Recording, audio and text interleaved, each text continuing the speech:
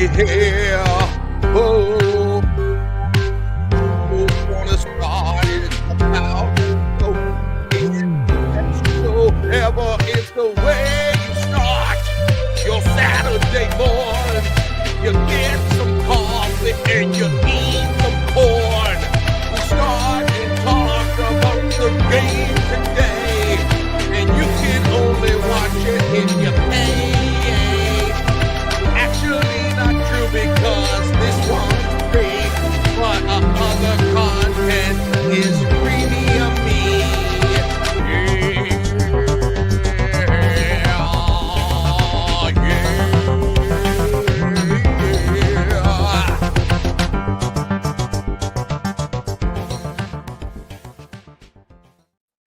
Welcome to the I-80 Club. Nice to hear my voice for the first time on the show this morning. Josh Peterson, Jack Mitchell on the Saturday Morning Coffee Show. Appreciate you joining us live on this Saturday morning. If you are here, if you are listening after the fact, we missed you. We went live at 8:30 a.m. on Saturday, November the 15th, the midpoint of November, and the third to last regular season weekend of the college football season. Good morning, Jack Mitchell. Look at me, Jack Mitchell, sunglasses on, the hat. Do you know what that means? No. Travel mode.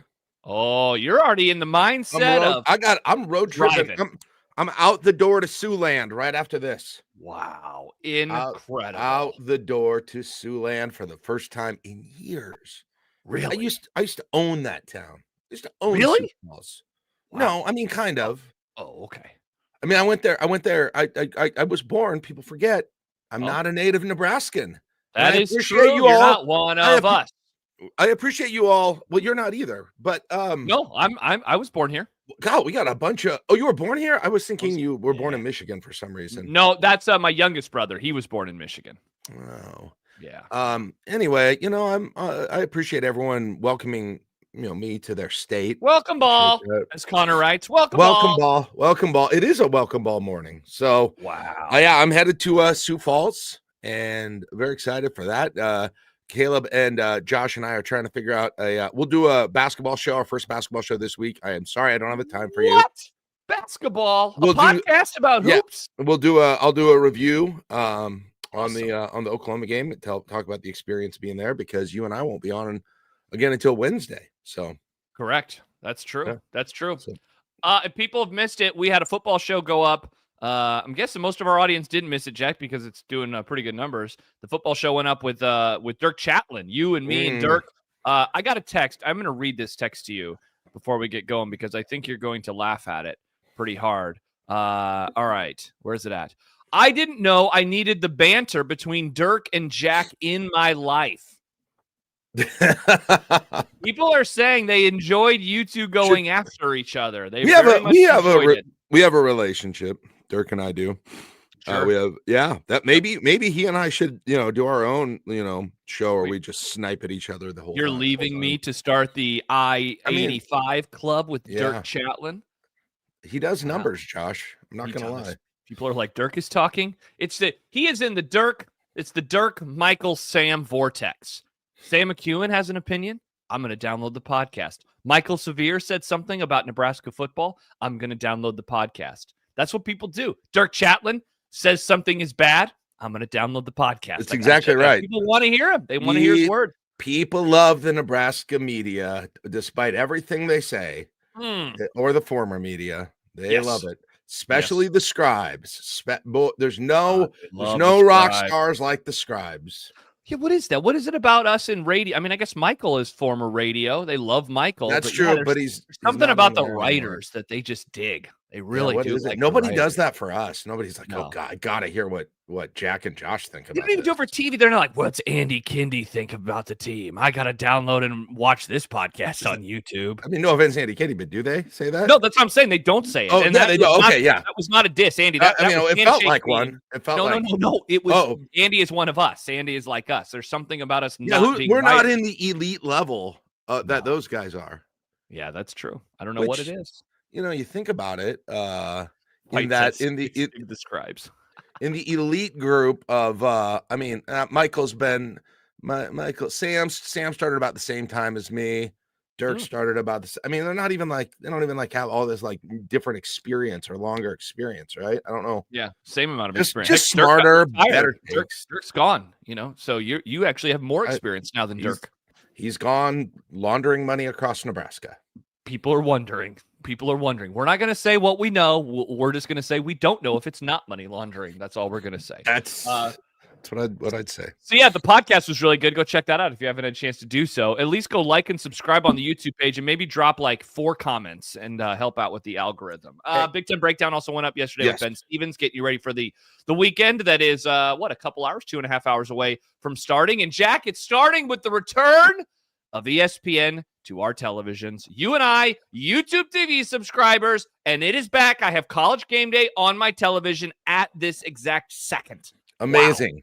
Wow. Amazing. Yeah. And much like the blocked punt Nebraska got against Boston College in the Pinstripe Bowl or bad snapper, whatever that was, I predicted with a tweet that made it real seconds later. You did. You were like, here it comes. I believe I did that with the ESPN and Disney deal last night. I tweeted complaining about it, and in minutes it was over. Now, did I do that? I mean, we don't know. I'm not going to say I did, but I frankly, I mean, I can't say I'm not, but correct. I guess what I don't want from you guys is to get on your Facebook and stuff and be like, Jack's a hero, right? Because I mean, listen, those are your first responders. Those are your heroes. Your veteran. It's a Veterans Day week, so not the time to do that. Yeah, but that's stolen valor. Yeah, did I do this? Who can say? That's what I would do with it. So yeah, ask Jimmy Pitaro, the president of ESPN. If you really want to know, you got to ask Jimmy Pitaro. You really have to ask him. It's exciting to have ESPN now that I won't be in front of my TV all day. Dude, so we signed up for the ESPN, whatever it's called. I think the app is just called ESPN. So we signed up for that, and yesterday was Fox the day. One? Is that we signed up for the one. It has ESPN, Hulu, and Disney Plus. And so we were subscribers to ESPN Plus. So we just bumped up our membership, and it was only like $8 for the last like 2 weeks of the month. We're like, that's fine. We can watch football. The Eagles were going to be on Monday Night Football. The Cowboys are going to be on Monday Night Football, and I want to watch college football.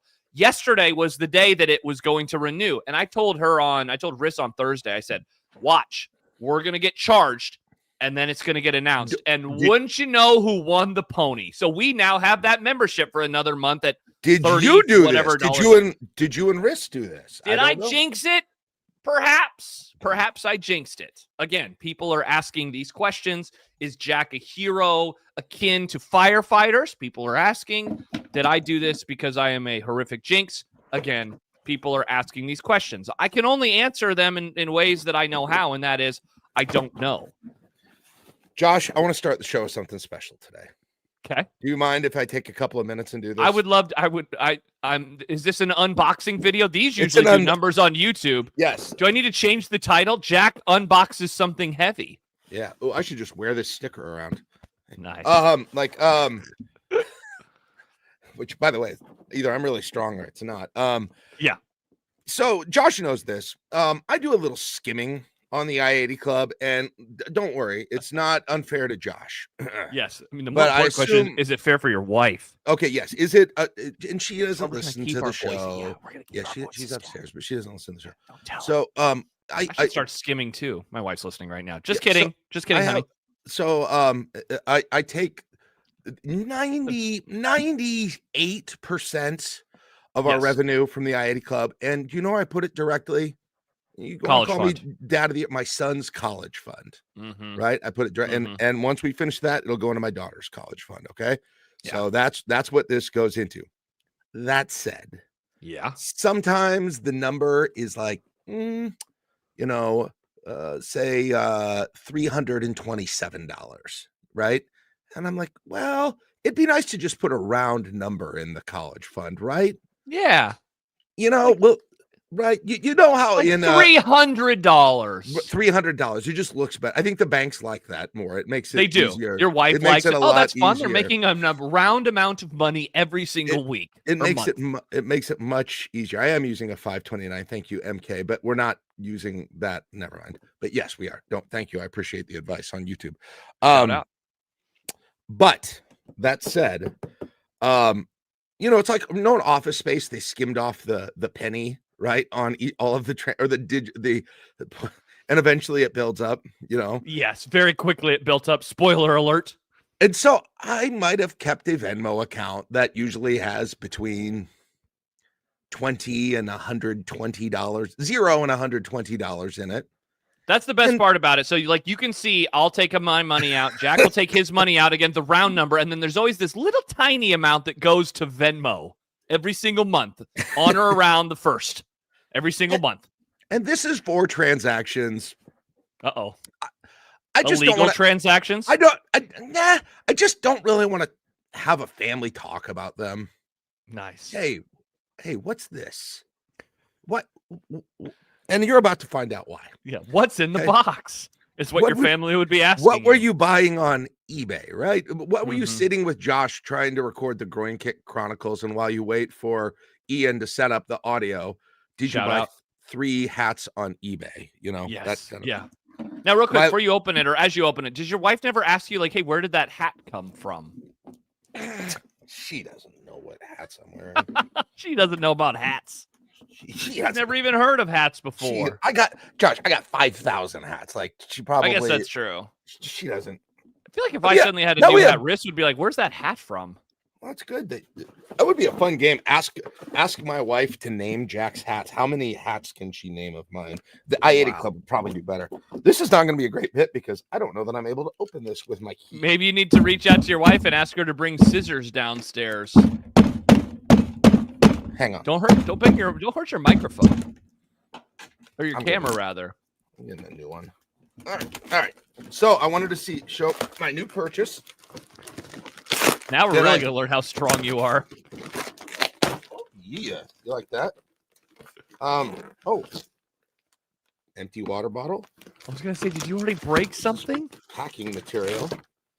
These are all This is an odd home that you bought. Whatever this is. Oh, wow. That doesn't even have a lid on it. Did I touch man. Hopefully there's not water all over your toy or whatever it is. So this is not what this is, but the box is interesting.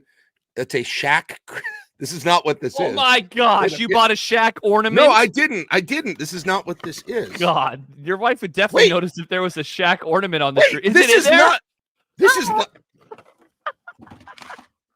is not what I ordered.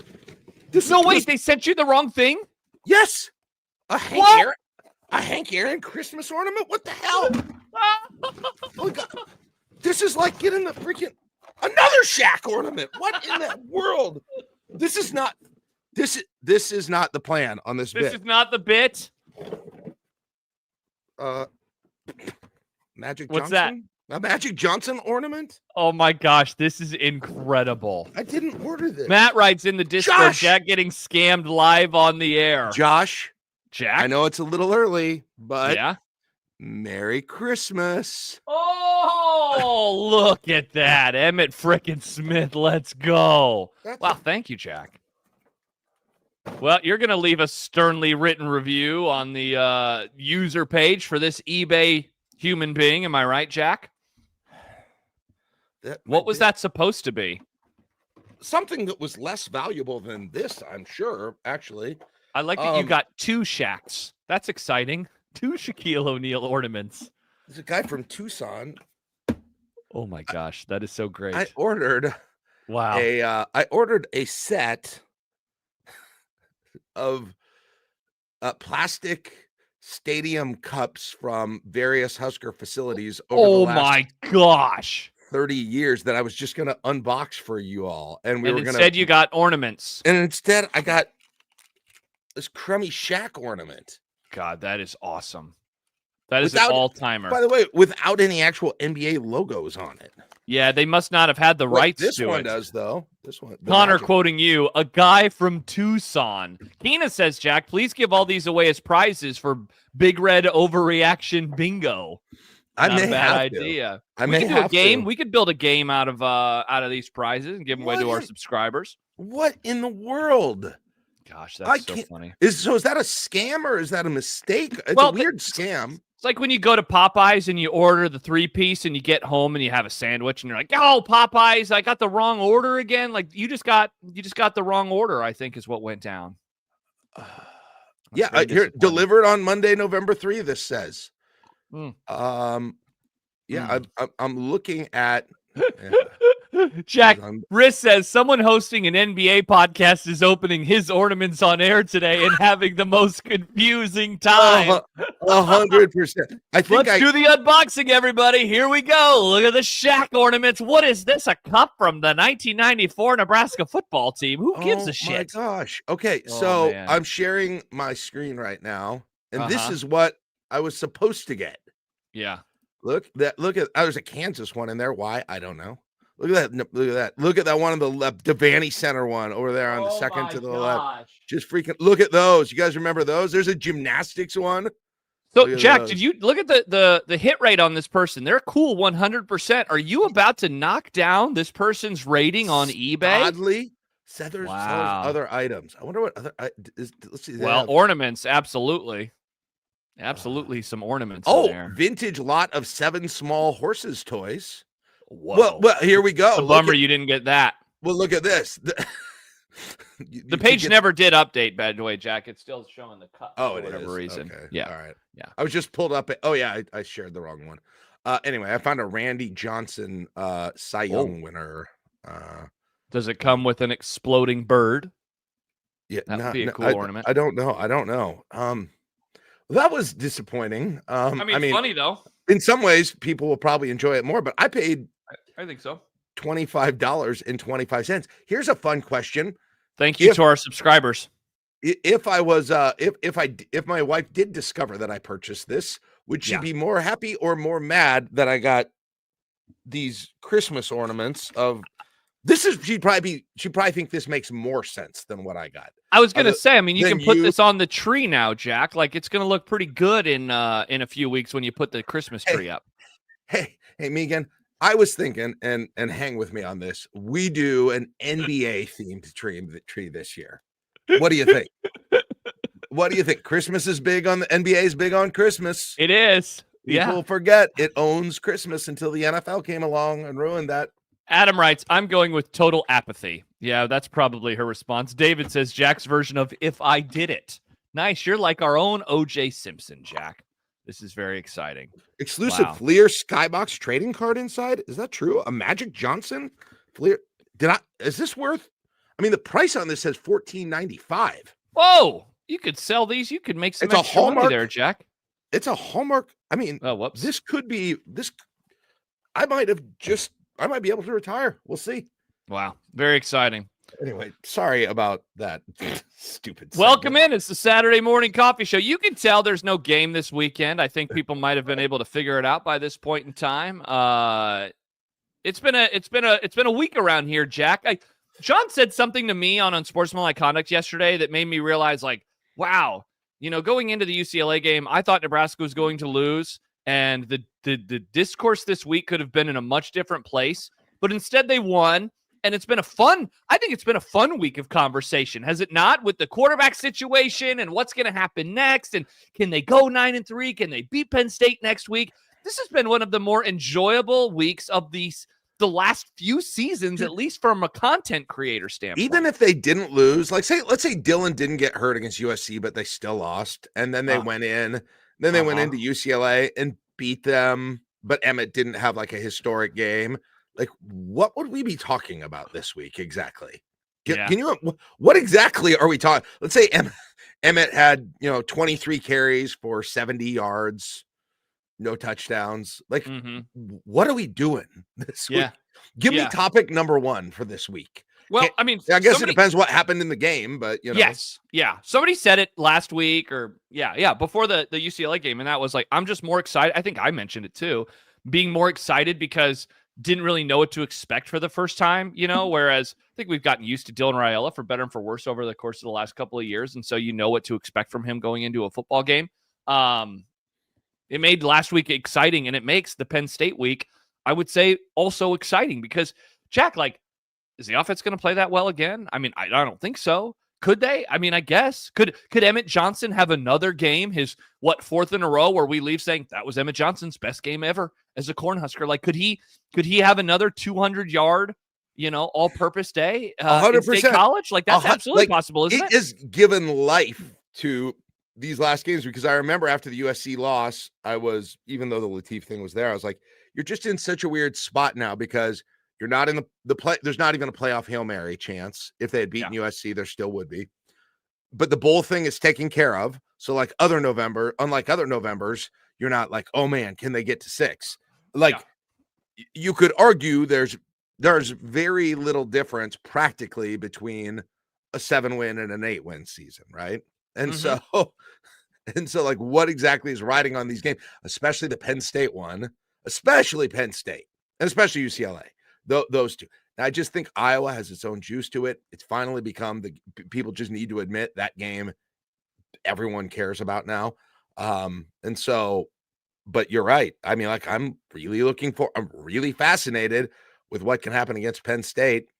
And it's going to be weird because we'll obviously talk about it more next week, but Josh, I have the Penn State team Nebraska's about to face. The sort of the ceiling and the floor of what they could be is so unbelievably different that I don't even know what to think about that game, because there's a scenario where, they beat Michigan State today. I believe they could still be bowl eligible then. I'm not sure if they correct. Yes, if they win out, they're going to a bowl game. They could still be bowl eligible, and so they would need to beat Nebraska. They haven't won at home since what? Like some stupid game in September against I think it was Jack. It was a game that actually ended up being on bad beats. I think it was against Villanova when they scored on the last play of the game to cover the 40 whatever point spread. Yeah. This is like when Nebraska's playing Akron. It's like way long ago. It's been that. It's been that long ago. Yeah. I assume that's like going to be like a senior day for them. Yes, because they are on the road for the final week of the season, and all their good players are leaving. So like, and they obviously have NFL talent, right? They still do. Yes, Emma Johnson wouldn't be 8th in Mel Kiper's list if Emma Johnson would be 6th if Penn State didn't have running backs. Yes, correct. And like, Jack, we saw it last week. They took Indiana to the edge of that game. They played as well as anybody not named Texas has played against Ohio State this year, right? So they are absolutely a talented football team. By next week, the question is, well, and Mark has a good one, will attendance be low in Happy Valley? So that's one big question, right? Like, what kind of atmosphere is Nebraska actually going to walk into? That's the other side. That's the other side. Let's say they lose to Michigan State today. Now, but bingo, because then there's no more bowl game. And so then do you have players opting out? The players that are going pros, you mentioned the running backs. Are they saying, we're good, we're not playing anymore this year, we're going to take the rest of the season off? What kind of fan base do you have? What time is this game kicking off? I mean, Jack, there's been a lot of scuttlebutt going all the way back to June that this was going to be a NBC Saturday night game because NBC wanted it to be at Saturday night. Now, the team has not played very well, and so is that going to still be the case? The game next weekend that is the biggest, especially if USC beats Iowa today, is USC-Oregon. I mean, that is, for USC, a playoff eliminator. They cannot lose. For Oregon, it's just trying to maintain the level of play. They got a big win last night, big by margin, against Minnesota. And so that is the biggest game. That will definitely not be at big noon, so you don't have to worry about that. Is there a world where Nebraska-Penn State is on at big noon? Could it be the 2:30 CBS game? Or, because, Jack, I believe Penn State still needs to play another Big Ten Network game because of the laws of the league. Could the Nebraska-Penn State game be at like 11 o'clock on BTN? Like, all of those things are very possible. Yeah, that seems probably like a likely one. But like Fight says that's the best case scenario, 11 a.m. kick in front of 70,000 fans. AJ Harris, I think, is a first rounder. Their corner. They got a defensive end, and I'm forgetting his name right now, that I believe is going to be a top, probably like a third rounder. And then you got Singleton. You got the running backs, right? That Allen and Singleton that are both going to be drafted. You were talking about Denai Dennis Sutton, right? Was that yeah. Defensive end, right? Like I think he's a top. Maybe he's day 2. I don't know, but you've got. I mean, they got like 7 guys who are going to be drafted, right? So it's a very good football team. It's still going to be a very talented. They got a couple offensive linemen who are going to be drafted. Yeah, so, like you said, it just comes down to what level of engagement do they have. But again, let's say they lose to Michigan. I mean, let's say that Indiana completion essentially took their will to play. Sure, Which very possible, very right? easily could have. Very easily possible. could have. We've been there, right? We've been there. Yeah, like can you imagine? Handshake meme. Like we've been to a Nebraska. We've had a Nebraska game where like in November where the bowl game is out, and you're like, what are we even doing, right? Correct. With this game, we don't even particularly times. dislike the opponent. Yep. It's just like this is the and so old heads are trying to tell you, man, this used to mean something. The energy is low. The bowl games is out. You've got guys who are worried about getting, I mean, it's almost like a bowl game in that you got guys for Penn State who are saying, should I even be playing in this game? Correct. Those are the two ends. I mean, that's why there's a huge. It's purely I almost pride. treat it like a bowl game and how I think about it. Jack, I was texting about this with Schaefer last night because I was listening to one of the college football pods and they brought up the Penn State coaching search. And I don't know why, but it just kind of hit me like, oh, that's right. Like, we don't know who their coach is going to be next year, which is an obvious statement to make because we had been wondering about a month ago if Matt Rule was going to be a candidate for that job and if we were going to go into next week with Matt Rule still being a candidate. But like, that's the other stuff that's also going on. Just like when you and I were covering the team 3 years ago, the backdrop of all of those losses in 2022 in late November or late October, early November, where there's a coaching search that is happening at this moment in time. Right. So like, is that that's also seeping into, like that? You don't even talk about more the game. important than bingo. Again, you get to a Friday. Like I remember those Friday shows. John and I would get there and we'd always have our keys. And it just keys for a team that is going nowhere and the coaching search is more important. They feel worthless. Like, all right, the key to beat Nebraska, who cares? But I mean, it's, yes, you got to bottle up Emmett Johnson. And so like, that's going to seep into the program as well. And so it is like Iowa week is going to be a different beast. That game is going to be a different game. And of course it will be also a holiday week, which is always, kind of unique around here with that matchup. This is going to be the last quote unquote normal week of the year, but it's going to come in a very abnormal situation because of what the Penn State Nittany Lions have been and will be moving forward. I mean, best case for Iowa, they beat USC. They'll beat Michigan State the next week on their senior day. So they'll be either be 7-4 or they'll be 8-3. 8-3 going into that game. So there is a scenario where it's like a weirdly good two teams playing for 9 wins. Like, oh my gosh. Yeah. Is that the best Nebraska-Iowa game ever? It would be. Two teams? It absolutely would be. Yes. I don't think there's ever been a matchup where both teams combined were, that good. I assume Iowa would be ranked again at that point. They're still ranked right now. They're ranked. Hell, yeah, they didn't drop out. If they beat USC and Michigan State, they would be top. I don't know. Where are they now? 20. They're 20 or 21, so they'd be a top 20-ish football team. Yeah, they didn't get punished those at all. They'd be a top 15 team. Yeah. God, America loves Iowa so much. Hey, America was right about them covering though last week, Jack. Shout out to us. No, they were shout out talking to about the media. No one was Illuminati. talking. Kirk Herbstreit was not saying Iowa might cover. Everyone was like, I'm going to go out on a limb here, and I think Iowa's the favorite here. I think they're going to win this game. And then you had Jack Mitchell, cool, calm, not taken away by the moment. Jack Mitchell, right? Unemotional, and says, guys, classic Jack, not emotional. That's what people say about you. I, from my, dispassionate football position, I believe Oregon is the better team and they will win this game. And was I right? Yes. Yeah, Adam says, to be fair, they did almost win. Yeah, they did almost win, Jack. But almost only matters in horseshoes and hand grenades, I hear. Oh, Nebraska almost won about 80 games from 2015 to 2024. That's true. Should we just act like they did? The Iowa Chronicles for their tough loss? Yeah, I guess that's a great point. I mean, their record, by the way. Say this. Iowa's record, by the way, is 6-3. I don't know. Like, that's worse than Nebraska. It's people are saying they're a half game behind Nebraska in the win-loss column. They are, and they're probably going to lose today to USC, and they'll probably still. I was going to say, do you think they're going to win against the Trojans? No, I think they're great. I'm sure they'll win. Mark says, I think I win. I think USC. So, Jack, I don't know if you've seen it. The weather in LA, bad. Going out on a limb there. People, I like USC. Everybody's. Are we all going to do this again? Are we all going to do this again? No, like I'm going USC. Okay. I'm going. Give me the Trojans. Give me the Trojans today. I'm absolutely not doing that today. It'd be funny if USC scored about 35 on them. That would be nice. That would be nice. They are a different football team at home versus on the road, which is really nice that the game this year is in Lincoln in two Fridays. That's John said that thing about the weather. I was like, wait, this game's at USC, right? Yeah, it's been apparently raining all week. It's very, very strange. Our guy Ben Stevens, boots on the ground in Los Angeles, he was like, yeah, it's weird. It's been raining for 4 days. That's funny because last night when the UCLA volleyball game started, they were like, it's currently 4 degrees cooler here than it is in Lincoln, Nebraska. In Los Angeles. Wow. Jab says, are we overthinking Penn State? They're 3-6. I don't think so. Jack, because they're still a talented football team. And they played Indiana really well last week. So I don't think so. I mean, I'm not I gave you every possibility in the world. So I mean, sure. So I guess maybe I am overthinking. In terms of what I think will happen, I'll tell you after their game today.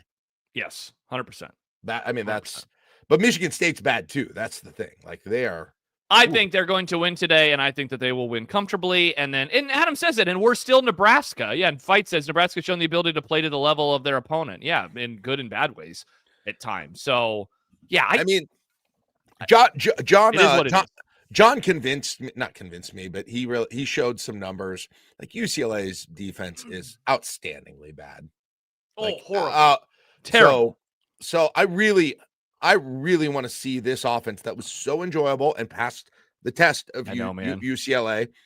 I want to see them get a better challenge, to be honest. Like I'm excited to see that. I'm not like intimidated by it necessarily. I don't know how it will go, but I think that's fascinating to see, throw Latif into, regardless, whatever the scenario is, whether it's 2/3 full or full, it's still going to be a harder atmosphere to play in than UCLA was. Way harder. And I was looking at the weather yesterday. Probably. It's actually not as bad as I thought it was going to be. For now, again, this is a game that is 1 week away, so let's find out. But right now, Jack, just a sec. I'm trying to, let's see. High of 51, low of 37, rain showers early, mostly cloudy. I mean, it's not. Yeah, I've seen much worse weather. I don't know if that's normal in Pennsylvania, but that would be pretty normal for November in Nebraska. Yeah, around here. Yeah. The question that I have is going to be, what's the Black Friday weather going to be the following week in Lincoln? That's the question I have. Yeah. Well, I'm glad we got something to talk about. Like the biggest thing I've thought about this week, Josh. Well, not the biggest thing. One of the things I keep going back to is that I probably brought this up already, but I keep thinking about it. That Minnesota loss was one of the most unforgivable losses in an era of unforgivable losses. It wasn't a groin kick variety because it wasn't close enough. Nebraska never felt in it. And then watch Minnesota again last night, and like they had a little bit. They kept in it a little bit, but that's not a vintage Minnesota team. No two ways about it. Nope. They don't have the kind of running back that they've had in the past. They don't have the kind of wide receivers they've had in the past. Like it's just that loss. Their quarterback's a freshman. He'll get better eventually, but he'll get better. But not what they've had. They never really have. He's no Ethan Kaliak-Manis, says Jack Mitchell. He's no Tanner Morgan or. Yeah. Actually, I would agree. Tanner Morgan's pretty solid. The one guy's our Vikings quarterback now from last year, the New Hampshire transfer, which kind of surprised me. That loss looks worse every morning I wake up. Matt says it was a COVID year style loss where for some reason Nebraska looked like they didn't want to play the game. Could we blame COVID on their performance a couple Fridays ago? It makes less sense every time I see it, right? Because they turn around and they beat Northwestern and the offense looks much better. They play well generally against USC. And had they won that game, Josh, man, the world looks different. Like you talk about these last two games being interesting, all of a sudden you still have that, that shot of at least being on the very periphery of being on the playoff discussion. If you win that game, you're at 8 wins now. 10 wins is in the picture. Hello. Like, man, it's such a bad loss. It is such a bad loss. And your two losses this year are then to to Michigan and USC, right? In one-score games. Like, in the end, your resume is going to look pretty complete and pretty good if you would win out after that.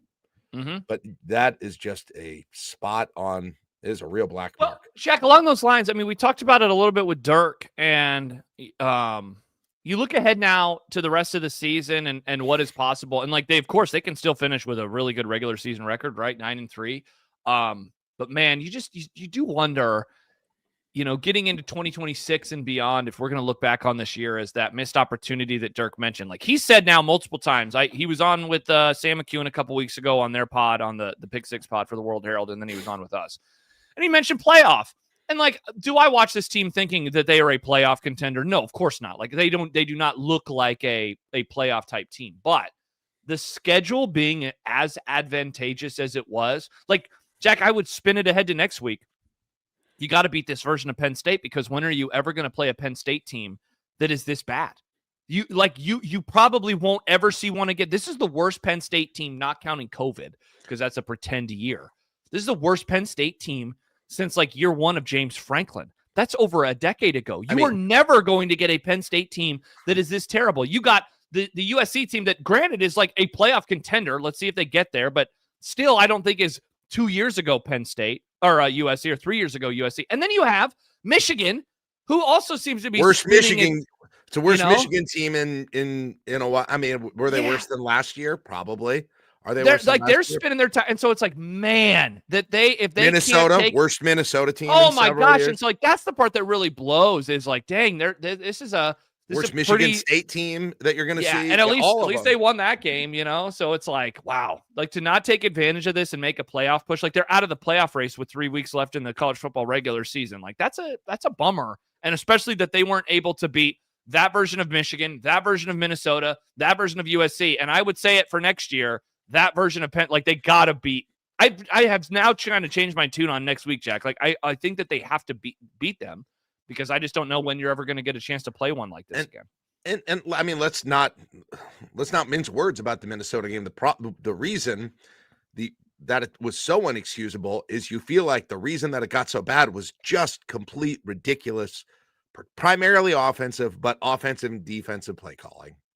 It was just unbelievable. And they fixed the offensive play calling after that game. It's been way different. It's way different and way better. Like, can you even imagine imagine we played Nebraska played Minnesota next week. You're like, oh, I wonder if Emmett Johnson will be a big factor in this game. Like that's like the final game before they really start leaning into Emmett Johnson. Use him enough. You would never even. It'll be like, obviously he's going to have almost 30 carries, right? And 5 receptions. Two people now, my wife and D'Lo, have both said that game was coaching malpractice. Like literally the exact 5 words. That game was coaching malpractice. I said it after the game, and you guys were all over the coordinator last year. And yes, he did not have there was nothing he did that was as bad as the offensive coordinating in that game, or the play calling in that game. Nothing. That is the worst play calling of the Matt Rule era by far. Agreed. Yeah, I don't think there's any argument. Full stop. And there was and then at halftime you thought, all right, they're going to fix it, and they didn't. And they never did. And it was that way from the jump. I mean, you're right, Jack. Like the longer this thing goes, the more, like I even go just looking at the game log from that game, and it is confusing for Emmett Johnson. 14 carries. And here are the game before that, he had 21, and then the game since 27, 29, 28 carries. Like what the hell was happening? And as we talked about on the post-game show the day after that, the game script did not imply the game script, or when you look at the number of carries, it implies, oh, wow, they must have been trailing by a lot all game. No, it was a 1-point game deep into the second half. It was a 1-score game. But it never felt like it. Deep into the third quarter. It didn't feel like it. And they coached like it wasn't. They coached like they were fans saying, man, this game doesn't feel like it's even that close. That's how they coached the entire time, where they're trying to make up 15 points in one play. You can't do that. You can't get a 2-touchdown drive on one drive. And so, that you're right. That loss is very, very disappointing. One of the more disappointing losses of the last few years. Yeah. It's because I feel like if they run the offense they ran against Northwestern, they win that game. Or USC. Yeah. Right? Or last week. Yeah. Right. And then they got more aggressive on defense, I think, in both of those games too. Right. Despite some discussions that happened on Twitter during the USC game. Yeah. But I still think they could get more, but they were not taking any risk. And he admitted it. He admitted. Oh my gosh, he admitted. He admitted. Yeah, both coordinators did in a way. Yeah, not good. So Now, I what's up get with more this? frustrated with that game. Fight says if this pod was my first exposure to the 2025 Nebraska team, I'd guess our record is 3-7. And then jab. So what about the UCLA win heading into Penn State? We did that. That's how we started the pod. Well, Jack unboxed, but we started the pod by talking about how excited we are for the Penn State game next week. We started by saying how fun the UCLA game was.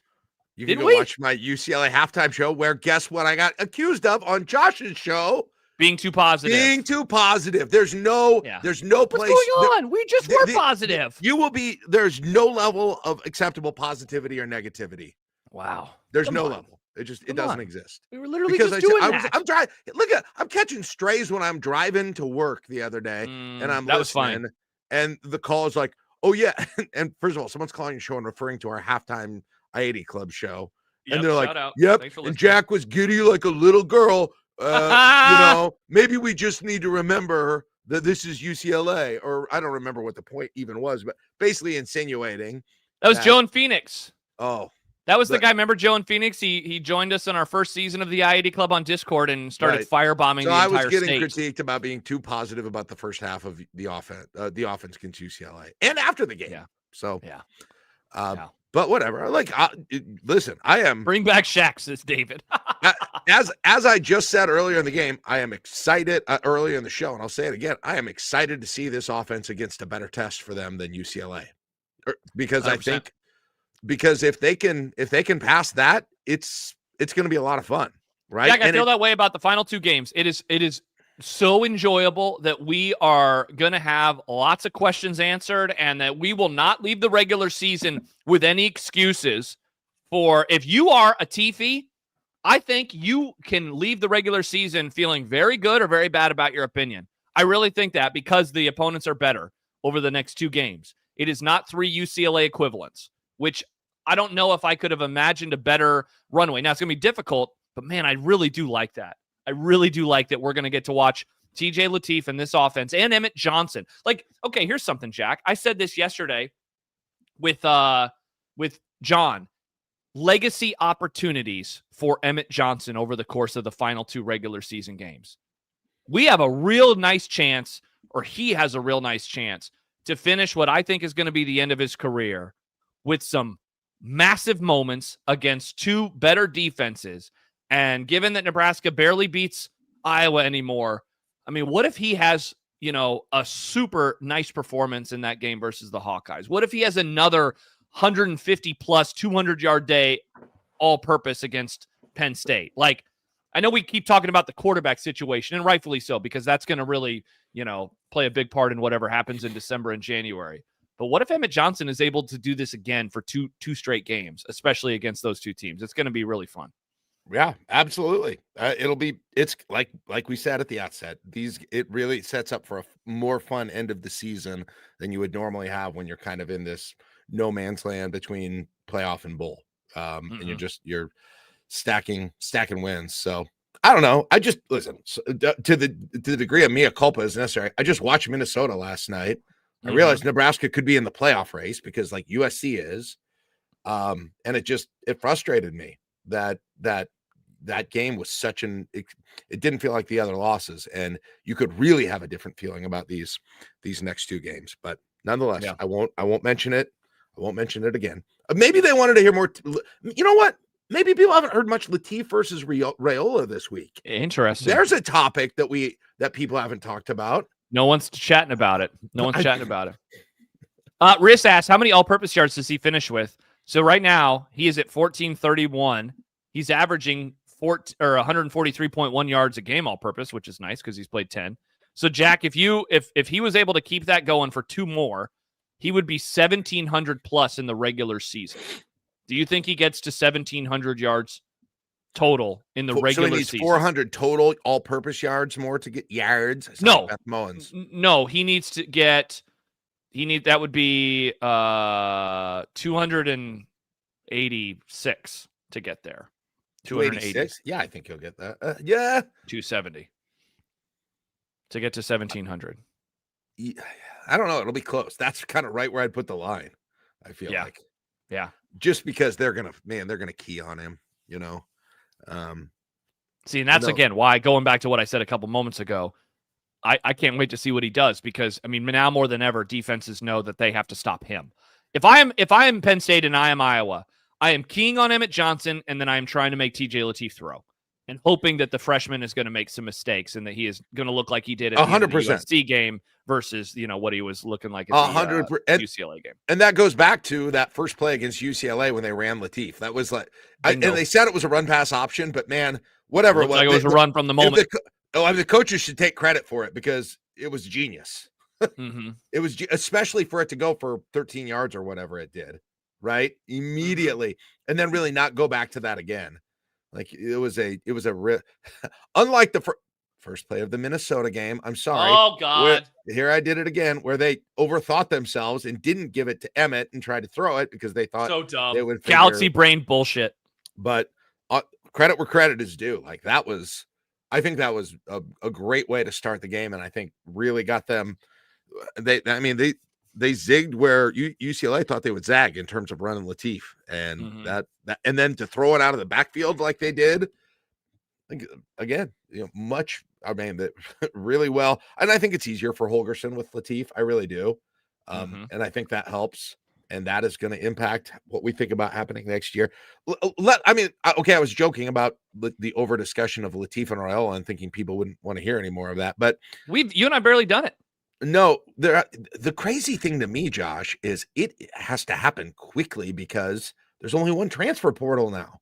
Yeah, right. And no, it is in January now. It's not in December anymore.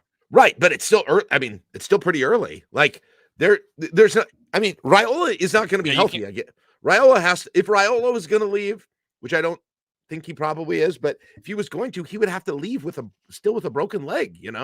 Yeah, what was the recovery time? Was it 8 to 12 weeks? Is that what they said it was? So you're talking about, I mean, gosh, by the time the portal opens, Jack, like that is right as he is in theory starting to get healthy. That's in theory when the recovery time is starting to come to an end. Right. So yeah, make him like have a physical, Yeah. Like when you trade someone. Gosh, that is such a great point. Like this does seem like an injury. I think people are really confident that he's going to recover from, right? Like this isn't a wide receiver, with an ACL or something like that. Like he's a quarterback with a broken leg, which sucks, but he already wasn't mobile. And so I think you're able to project what kind of player he is going to be moving forward. But you're right. And man, just these next two games and what Lateef does, and then them having to make a decision on the future. That's all you will have. You don't have a spring practice to watch them and Correct. See who wins it, and the quarterbacks to sort of feel it out, or frankly, all that much time to like negotiate, take trips, right? I mean, there's a little time. Obviously, it's in January, but they're in a bowl too, right? So that would. Well, Matt says when I talked to multiple physical therapists, they were shocked the recovery time should be 8 to 12 weeks. They thought it should be 6 weeks max. That's interesting. Maybe they have an answer then behind the scenes faster than we think they will. Oh, that's what they're going to do. They're going to bring Raiola back for the bowl game. Surprise. Oh my gosh. I will say this, Jack, whatever happens, I think that and a large portion of this opinion is going to depend on what happens against Penn State and Iowa. 1,000%. But man, battle lines are already being drawn in this discussion. You have a good couple of games from TJ Lateef, and I think people are going to be like, I think I've said this to you. I know I've said it on the radio show. I want the answer to be Lateef. I would like the answer to be TJ Lateef. And so I think a lot of people are like me, where they're going into these last two games of the season and they're saying, yeah, if he plays well, I think the answer is made. But does Nebraska feel that way? That's the question. Like, there's a part of me, honestly, that's glad, Josh, that there's a very finite life on this discussion. Yeah, it's going to be over really soon. We're going to know before the national championship is played, pretty much. Yeah. Right? Well, we had Max Olson on Sportsman Iconic this week, and I don't want to put words in his mouth, but I'm pretty sure he mentioned like we'll have an idea on players next month, even though the portal isn't officially open until until January. Like we're going to have an idea because players are just going to announce their intentions to go into the portal. Which they can, Jack, there's a world where 1 month from today, December 15th, we actually have an answer. But again, think of those guys. Like, how do they even make it? Like a month from now, Latif is still 2 weeks off of playing against Iowa and prepping for the bowl. Like, how does he even maybe prepping for the bowl? He might be already gone by that point in time. I mean, there's a world where he's not. He's like, why would I prep for a bowl game? You know, Josh. Let's talk about what all the different scenarios look like and how they would play out, and if that makes them more likely. Okay, scenario one, and let's maybe rank how likely they are. All right, scenario one: Latif transfers at the end of the season and goes somewhere else, and Dylan stays. Is number one. The question is, what kind of interest will there be in Latif? And there will be some, but yeah, part of that depends on how he plays. From where and for how much for a 3-game resume? Well, I mean, I would say this. So, Davila, who is one of the backups, like he was able to transfer to Nebraska and he didn't even play at Purdue, right? So like there will always be my point TJ's looking for a starting spot, not a 4th string spot. Sure, but the point was more like, I mean, that guy was able to end up at Nebraska and he didn't even have any tape. So you're right. Like he's a 3rd or 4th stringer, but still. If Latif could be a 2nd stringer, I presume he'd stay, right? Yeah. I mean, looking at his offer list, Jack, the first thought that I would have is the schools that he had interest in or that had interest in him, would he want to go to any of those? Now, some of these schools have new coaches. Like, for example, Penn State offered him. They are going to have a new coach. Florida State offered him. They might have a new coach. Georgia offered him. Let's see what Georgia needs. Miami offered him. They are going to need a quarterback after Carson Beck, et cetera, et cetera. So, like, that's one of the first big things is the schools that were interested in him when he was in high school, are those schools still interested in him now? Or is he looking at going somewhere where he did not have, prior interest? Okay, Josh, but take Miami, right? Take Miami, sure. Okay? Yeah. They just got Carson Beck as their starter from the transfer portal. Yeah. Ignore what he did this year. What was his resume coming in? Yeah, exactly. TJ, if you're Georgia, you're like, look, this guy has some potential. We're not handing him the reins next year based on 3 games, right? I'll be honest. Dylan Raiola to Georgia is way more likely, in my opinion, than TJ Latif to Miami. You mean to Georgia or Miami? Sorry, yeah. I guess my question is, how many Power 5 like schools that are a destination place are going to be interested in Latif based? Even if things go as well as possible over 3 games, are we really? Is he really got places that are going to be? Listen, you probably go to UNLV and be the starting quarterback or something. Let me spin. Okay, so I understand your point, but if that's true, then why do any good schools want true freshmen to start? Like Michigan wanted Bryce Underwood this year. Bryce Underwood had 0 starting experience in the Power 5. So you know what I'm saying? Like they're able to do that with Why are they able to do that with recruits? But you're saying, he only has 3 starts at the college football level. Why would they want him? I don't know. They do it with true freshmen. Latif as a. I mean, Underwood was the number 1. I mean, it's pretty freaking rare. Raiola was the number 1, right? The number 2 guy, maybe. Sure. But is Latif going to be that in the transfer portal? I mean, it's just, he's not. Every quarterback gets in the transfer portal. They're going to have their pick from, if it's anything like last year, Josh, they're going to have guys who have started for 3 and 4 years. No, I understand what you're saying. It is funny how, because I understand, wow, he only has 3 starts. There shouldn't be a whole lot of interest. And yet there is always interest in the 5 stars coming out of high school, even though they literally have 0 starts of college football. Listen, Jack, if he plays well against Iowa, I mean, that's proof. I wouldn't need anything else. If a freshman quarterback plays well against a top 5 defense, I'd say let's go with this guy, right? And I'm not even saying they're right or wrong not to go after. Maybe it's a gem and they should take him, right? But I'm just saying there's going to be a large supply available to these teams, right? And the ones that he would most likely go to, it just might not be the top tier of teams that you're expecting it to be. It may not even be Power 5, right? So your argument that you're like maybe he stays? I think it's more likely. Yes, I think it's more likely that he stays, and thus they have both of them. Even if Raiola is the starter, no way. But here's why, Josh. Here's the other reason I believe that. Let's say Raiola doesn't get hurt, right, this year. Let's say he plays out the string, has a good back half of the season. What would next year have been? I think TJ was probably going to leave anyway. Why did he come here then? He knew Raiola. I mean, you got to go somewhere. You got to go somewhere. You know, like why would he have come here with Dylan Raiola here with no chance then? Quarterbacks transfer all the time. Why do quarterbacks? They have to pick a school. They have to start somewhere. Well, but why pick the place that's starting the true freshman who is ranked higher than you? Like, I mean, he knew he wasn't going to have a chance in the first 2 years. He came here barring an injury, knowing he had no chance to play in the first 2 years because he liked Nebraska. He liked Matt. And now that would be unacceptable. I mean, yes, granted, he's got a chance to make a bunch I'm just more using money the math. Start. I'm just using the math of previous years. You know, this is D'Lo. So why did Kalen come here? That's you have to pick somewhere to go first. You can't take a gap year and say, you know what, I'll watch and then I'll. Yeah, well, that's why. I just think that's what happens. You know, and also we're disagreeing. You think it's likely that they have both guys next year? Well, that would be. I don't know if I'd say it's likely. It's more likely than people are giving it credit for, because I think there is a chance Latif has made peace with his year being 2027.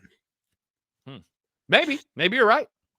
I'm guessing that him getting a chance to play this year probably changed the math on things, right? Like it depends where it depends where it is and how much he's getting paid.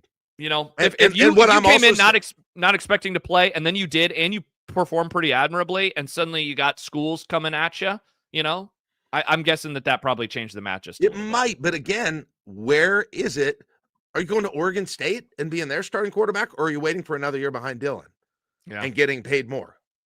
What do you think about this from D'Lo? Will Nebraska pay enough to keep them both? Should they pay to keep them both? Now, I know you, as a nobody appreciates depth at quarterback like me, Mr. Jack Mitchell, you would say they absolutely should. Yeah, it's not a bad idea. If they can afford to, yeah. Of course you want to pay to keep them both. Unless you have somebody better. I mean, I guess is Dayton will be in, right? Yeah. I mean, there's the crazy thing. If Dylan would leave, okay, so now the scenario that Dylan considers leaving, if Rule says, hey, we're going to go with Latif this year, you know, we're just going to do that. I want to make sure, you know, better or worse, right or wrong, Raiola is going to have more offers on the market than Latif. 1,000%, right? Yeah. You agree?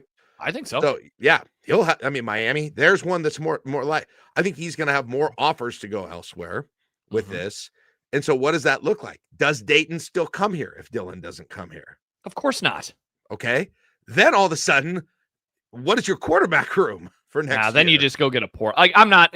Look, Dayton Raiola is not. I'm not saying you can't do it. I'm not saying you can't do it. I'm just asking, like, do you get a transfer? Yeah, of course you do. If Dylan left and Dayton left, of course they'd get a transfer. Like, they're going to try to shore up the depth. Like, they're not just going to let a class go by without getting anybody. It would just be an older player. It wouldn't be Dayton Raiola. But I'll be honest. Mark says it. I don't think they need Dayton. I've never viewed the Dayton Raiola recruitment and commitment as like an important one. They need him more if they only have TJ Latif, right? They would have, in theory, they still have Davila, but yeah, they would bring in somebody. Like, I don't know. Every time we talk quarterbacks, you view it one way, and I'm always like, they're going to get somebody, and you're like, but what if they don't? They would. So I'm like, I don't care. Like, if Dayton leaves, it doesn't bother me one iota. They will bring in a transfer. It does not change any of the math. You don't talk about any other position that way. It's so weird.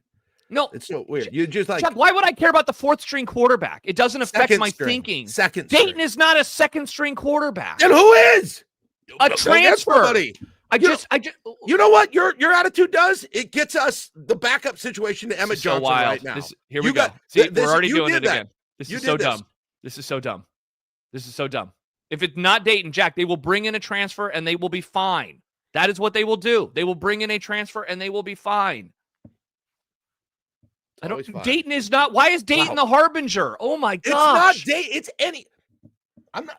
Listen, I mean, there's a part of you misstating what I'm saying. I'm not saying, oh gosh, they have to keep Dayton and they've got to make a decision based on that. I'm saying if the likelihood that he leaves is they're going to have to get someone else, and you're just saying, well, they will. It'll be fine.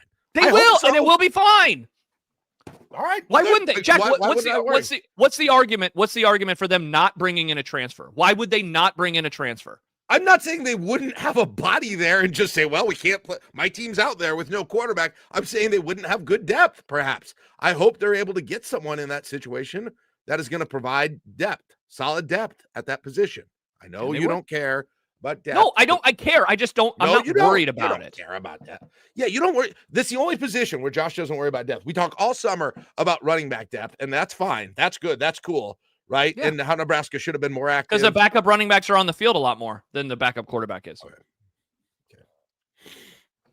Cool. Wow. What team is triggered? I forgot Jack, how it's I CT11 forgot all how over again. anti-quarterback depth everyone is on this. No, it's not. You're anti it. See, this is where you misstate our opinions. We love quarterback depth. No, if they don't have a quarterback coming in, they will get a different quarterback. I love quarterback depth more than anyone. Don't tell me you love quarterback depth. Interesting. Jack, you got to get going soon, right? Do we need to get to the Saturday flight before you head up to one of the Dakotas? Yeah, sure. Yeah. All right, let's perfect. do that. Let's do the Saturday flight. All right, let's get to the Saturday flight, which now includes the ESPN family of networks on all of our televisions this morning and afternoon. And it starts with the game day game, Jack, in an hour and a half, Notre Dame at Pitt. You'll be on the road, so you don't even get a chance to watch this. But are you intrigued at all? And can Pitt keep it close, even though Pat Narduzzi is basically saying, I don't care if we lose? First of all, Notre Dame's like a 13-point favorite in this game on the road. It seems high. Uh-huh. But did you see the Narduzzi quote? Yeah, about I heard I saw the quote. I don't know. We could lose 100-10. I don't care. Like, what are you doing, bro? Narduzzi tries too hard to play mind games sometimes, I think. I'm so happy. I was thinking about this yesterday, Jack. I'm so happy that he is not Nebraska's coach. Because it would be Bo Pelini. I bet the discourse surrounding Pitt football is insufferable because it's the same crap that we dealt with around here for years. Oh God, yeah, it has to be terrible. It's such an unfun program, even though they're better than I thought they would be this year. But yep, that's true. That's true. Michigan and Northwestern from Wrigley Field also in the early window. Watch out! South Carolina, Michigan. Texas A&M. Could A&M finally lose? The answer is probably no. Will Indiana beat Wisconsin by 1 billion? I hope so. I picked them in my pick'em. Indiana, after last week's close game, they're probably like, we got to run them off the freaking field. South Florida, will they disrespect the troops of Navy on ESPN2? Is Horvath playing or not? That's going to be a fascinating one on that one. He's game time decision. Could he transfer to Nebraska to be the backup quarterback? Josh says no. Josh says, hey, do it if you want. No, I literally have said they will get a transfer quarterback. But it doesn't matter who you are. Right. They're so weird. Arizona at Cincinnati on FS1. Arkansas at LSU. Wow. Remember when Arkansas and LSU used to play in important football games? Thanksgiving. That was the Thanksgiving game. November 15th. To the 2:30 window we go. Jack, I haven't gone all the way, but man, I think Oklahoma is gonna. I think they might do it today. I think they might beat Alabama today. That'd be a little funny. It'd be a little funny if they did. Yeah. Jab says, "You're so weird" should be the title of the show. That's not a bad idea. Hey, speaking of funny, I hope Texas Tech beats UCF by like 50 today. I really, really, really want that to happen. So go Red Raiders. Wow. I hope that they absolutely smash them. They're first of all, they're going to, but yes. Yeah. I've just realized the graphic is wrong for the next game. It is not Iowa at Iowa. It is Iowa at USC. Who wishes it was? Everyone. Boy, Josh, surprising you would do that. Interesting. Damn it. Oops. NC State at Miami. Miami has looked so bad, man. They have looked so bad recently. They're still in the playoff race, but they're not really. I mean, they're in the ACC race. They just need a lot of help in front of them. Speaking of in the ACC race, the horrible scenario of Duke winning the conference. If they beat Virginia today, they are very much alive. They control their own destiny, and the ACC champ not making into the college football playoff is pretty funny. I think Chandler Morris is back for Virginia. Otherwise, it may all rest on Danny Kaelin to keep depth, quarterback depth. Weird quarterback depth. Wow. Penn State at Michigan State. We talked about that game a little bit earlier. That is on CBS. God, that is so depressing. And North Carolina at Wake Forest on the CW. Night window. Jack, you will not be watching any of these games, right? Because this is when the Nebraska game is on. Nebraska game's at like 5, so I'll probably be I'll be driving. So maybe you'll get to see the second half. Are you staying up there? Or are you coming right back to? We're driving up and back. Today.